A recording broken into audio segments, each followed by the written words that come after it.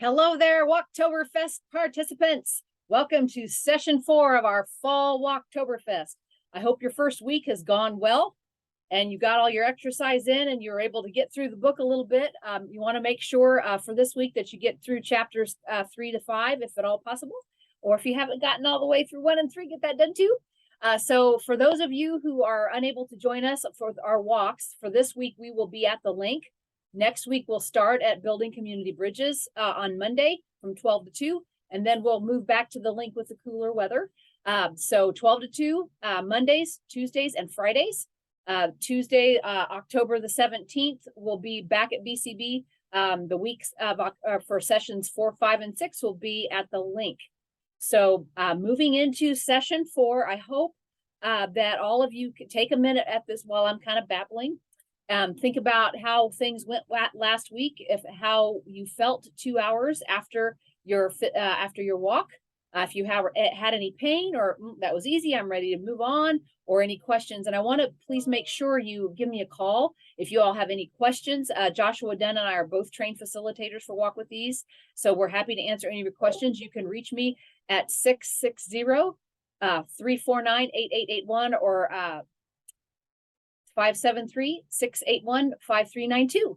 Anytime, or email me if you have any questions. And for those of you, if you need a ride to get to the link, or if you need a ride to get down to Building Community Bridges, let me know and I'll swing by and pick you up.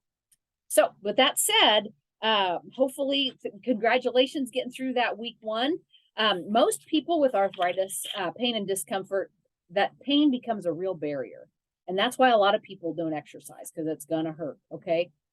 And that makes it also hard to stick with the program if you're doing something you don't like or if it's painful. So the issue with pain caused by arthritis and related conditions is that it's caused by damage and inflamed joints and other tissues. And there's a lot of conditions that can contribute to this. Weak, tense muscles are a side effect of damaged joints, because it's natural for the joint to tense and swell when that joint is dried and the lubrication's not happening. Unfortunately, many people have really weak muscles and they can't take the stress. So the tense muscles by themselves hurt. And what happens with a little bit of exercise is those tense muscles will build up lactic acid, and that causes the pain. And if you hurt, you might be afraid to walk because of the pain. Or if you've had a fall in the past, you might be afraid to walk because what happens if I get unsteady and down I go? Or if the pain's been going on a while, it can really depress you. It will force you to produce chemicals that bring you down, right? So when you're upset or depressed and everything seems worse, including the pain. But we have really good research that shows us that pain can also make us really fearful of even moving. But it's important to recognize that at the beginning of any exercise program, there's always that it's never going to be pain-free. There's always going to be a little bit of pain. And for many people with arthritis, exercise can also be accompanied by temporary discomfort and new feelings in your muscles and around those joints if you haven't been moving them. So if you may experience a little cramping or fatigue in your muscles while you walk, knee discomfort during or after the exercise, or soreness around your ankles, or muscle soreness in your calves and thighs after walking. So there's a lot of things you can do to cope with the pain, because the good news is as you stick with the walking program, it will get better. And you're not going to necessarily, walking doesn't make you pain-free with your arthritis or with other things, but it can actually really reduce the pain in the long run, because forcing those muscles to move and forcing those joints to move, the body will start to find a way to lubricate them a little bit, and that will help with some of the pain and inflammation. Some of the techniques in your book, actually, then they're in there for you to read and see what you think might work for you, but they'll focus on physical things that you can do for your body, like changing your mental focus or changing your attitude. If there are a lot of things you can do immediately today when you start your program. So when you think about things that can be helpful, some things work for some people, some things don't. So maybe putting reminder stickers or writing yourself happy notes like "good job, you got it done," something on your car. Finding ways to distract yourself with what's going on around you while you're walking, or putting on some music. Matter of fact, as we move into the program a little more, we have a playlist of some really good upbeat walking music you can listen to if you don't already have one for yourself. So there's a lot of things you can do to distract yourself. And I know like of all the silly things, there's a couple of songs that if they come on my my Pandora feed, I will stop what I'm doing and move around just because I love them, or I'll sing. I had somebody, my neighbor the other day on the other side of the wall was laughing at me because I was singing. Okay, so that's really important. That one of the really key things that can really have an effect on your pain is the impact of the walk itself. Okay, so one of the first things you want to do, especially if you were walking and you're like, this hurts already. Okay, you want to pay real close attention to the kind of surface you're walking on. So this is in your book too, but this poster talks about using a level 1 surface, and a level 1 surface is flat and consistent. So you have more impact. So you're definitely going to want cushier shoes or an insole or something, but it's flat and stable. So that makes it a lot easier to walk on. So school tracks, streets with sidewalks, shopping malls, fitness trails, quiet neighborhoods. Most people with arthritis really should choose a level 1 walking surface. Okay. And when they're doing cardiovascular exercise. Now, depending on your pain and whatever you're dealing with, a level 2 might actually come in handy as you progress with your walking plan and add to some strength training, but only after you've worked your power up on some level 1 surfaces. So level 2 surfaces include some inclines, some stairs, maybe some somewhat uneven ground like sand, gravel, or soft earth. And I can tell you that where I walk, I've gotten a lot of mixed surfaces. I try to stay on the road because it's flat and kind of straight. But there's some places where there's easement and sometimes it's sand. And so they put this weird silt down. It was awful. I have to talk with MODT. Anyway, the point is there's some rocks and as people drive on the easement, then that straightens it out and it's flat and it's easy to walk on. But there's like one person who put these great big huge rocks in their driveway and they're like this. And so notoriously, that's when I'm trying to get over because there's cars coming both ways. And I'm like, gotta watch my ankles and slow down because that'll flip your ankle pretty quick on that unlevel surface. And level 3 surfaces are hills, really uneven ground like those rocks. That's a level 3 on my nice level 1. Very loose gravel or stones and lots of stairs. Most people with arthritis really should avoid level 3. Okay, if at all possible, level 3, or take the elevator. That's what they're for, right? When you're walking for cardiovascular exercise. Okay, so if you're walking to get that heart rate up, walk straight and flat. If you want to give yourself a little strength training after you've reached a fitness level and you're comfortable with it, then take some stairs. But even if you do that, walking a lot of stairs is probably going to aggravate your arthritis. No point in that. Okay, so with that said, if you have any questions about the level surfaces or places to walk, please reach out, give us a call. The places we are walking, typically between building community bridges and the link, are level 1 and level 2. So we're not taking anybody off-road. Okay. The other thing I would mention to you as you work through things, and this is also in your book, there are some techniques for coping with pain and discomfort with exercise. Okay. So the 3-step problem solving strategy is focus on the problem. Like, where's the pain? When are you feeling it? How often are you feeling it? What's causing it? Where is it? Because I know that my story is I love to walk, but I was getting terrible shin splints after about 1.5 miles. And that hurts, you're not going to want to do it when it hurts. And so I finally figured it out. I was like, oh gosh, not all shoes are made, all tennis shoes, walking shoes are made alike. And so I finally decided to go have my gait tested because at the time there was a place in Columbia that would do it. But a lot of times places like Shoe Carnival and some of those guys can really help you with that because most of us have one of 3 ways we walk.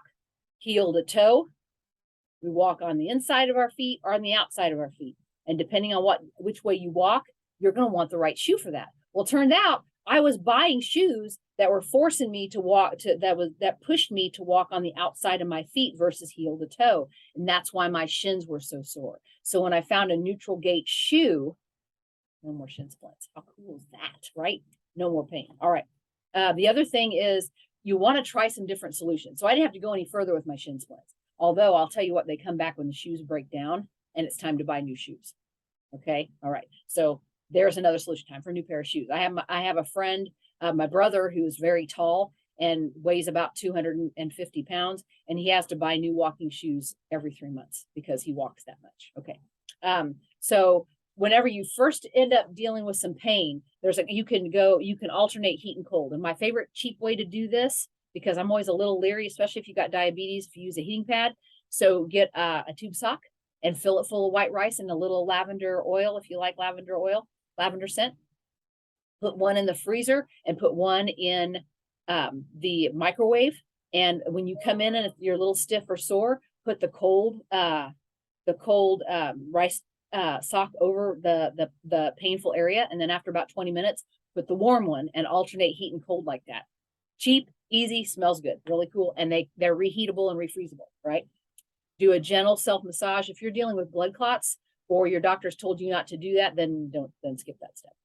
Use that 2-hour pain rule. If you hurt worse 2 hours after your exercise than you did during the exercise or before, then you need to back it down a little bit. Don't worry. Maybe the next week you can crank it right back up. You know, when the weather changes, all of us ache a little more. So if things shift, it's okay. Back off a little bit. You can pick it back up later.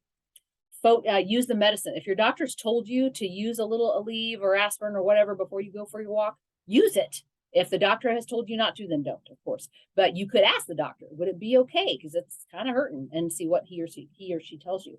Focus on something else. And this is my favorite thing to do, because especially right now, the leaves and the birds are changing. There's all kinds of different things to look at. So it helps them a little ADHD anyway, you know, so because, oh, look, there's a squirrel. Oh, look, there's a bunny. Oh, is that a deer? You know, next thing I know, I've kind of forgotten the thing the dogs know their way home. Okay. And then change your self-talk. And I gotta go. Okay.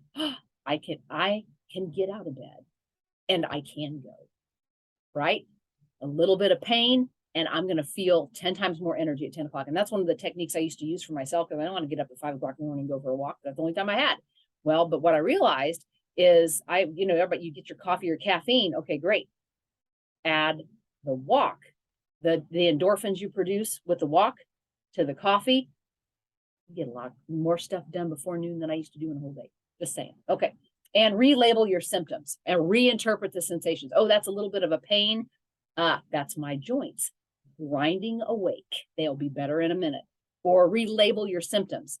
That is no pain, no gain, no progress. This is going to go away. I can do this. Okay. That positive self-talk will make you produce better chemicals, make you feel better.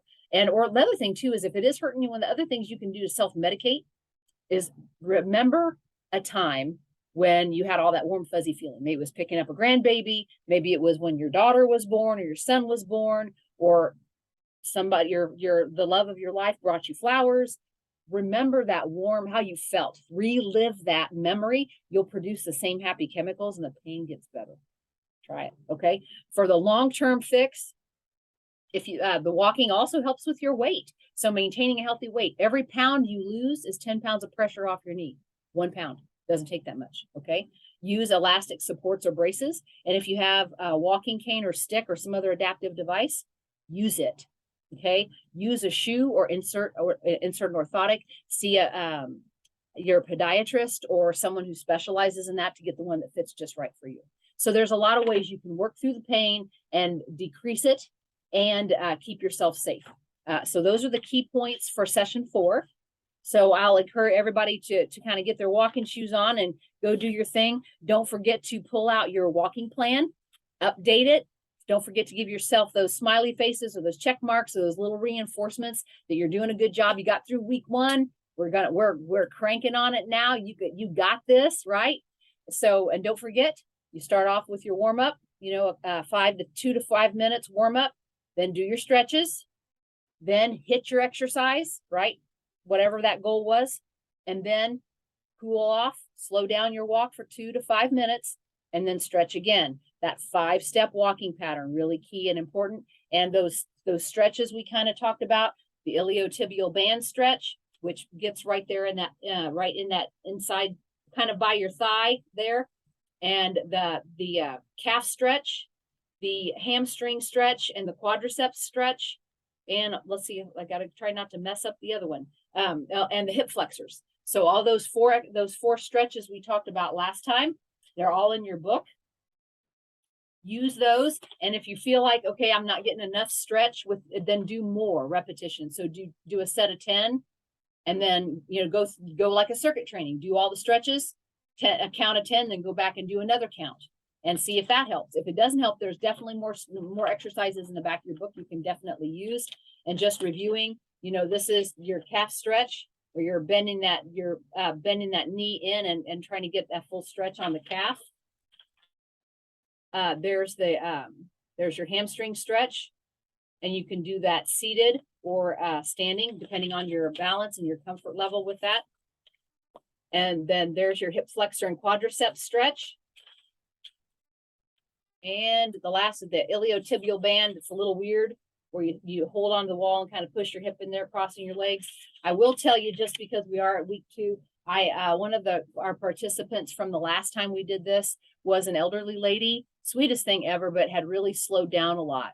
And when she started off, she was only walking 5 or 10 minutes and could barely hold her balance. So she was doing the stretches sitting down. By the time we were done with Walk with Ease, her balance was great. She was doing all of the stretches standing, and she was walking 20 minutes.